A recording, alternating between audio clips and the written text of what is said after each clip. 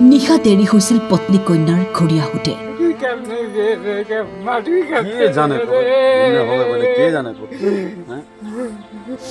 স্বামীয়ে ভাবিছিল পিতৃগৃহতে আছে,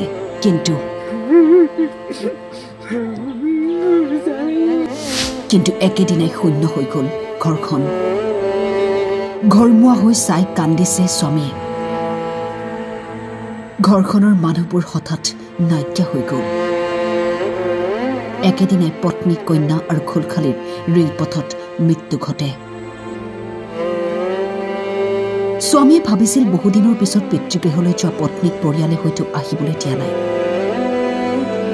ফোনত বেলেঞ্চ কম থকা বাবে কথাখিনিও সম্পূৰ্ণ হোৱা নাছিল।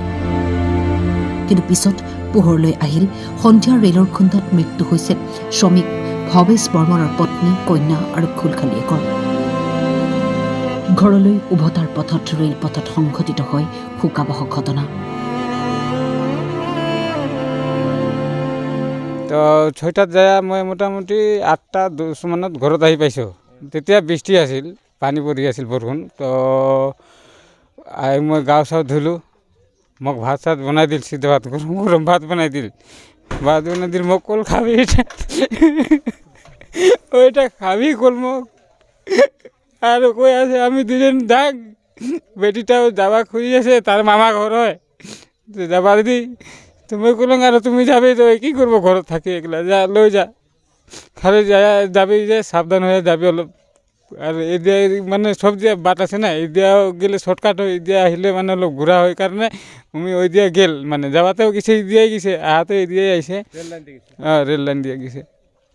আহা টাইমত মোটামুটি 4:30 মানত এনেকুৱা হৈছে মানে ঘটনাটো। মই তেতিয়া মই মানে গম নাপাওঁ কেনেকুৱা, মইতো জানো যে মানে ইমান দিন পাছত গৈছে, বোলে ৰাখি দিছে আজি ঘৰত থাক, যাব নালাগে, ইমান দিনৰ মূৰত আহিছা।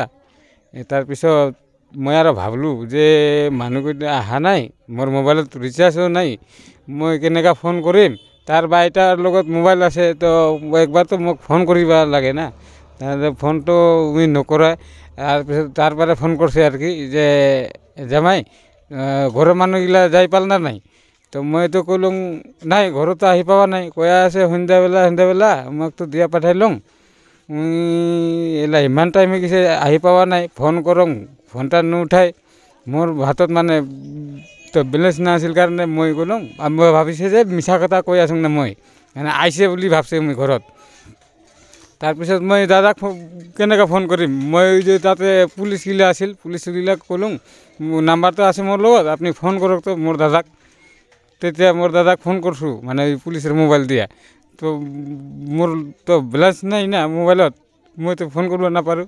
তেতিয়া দাদা আহিছে,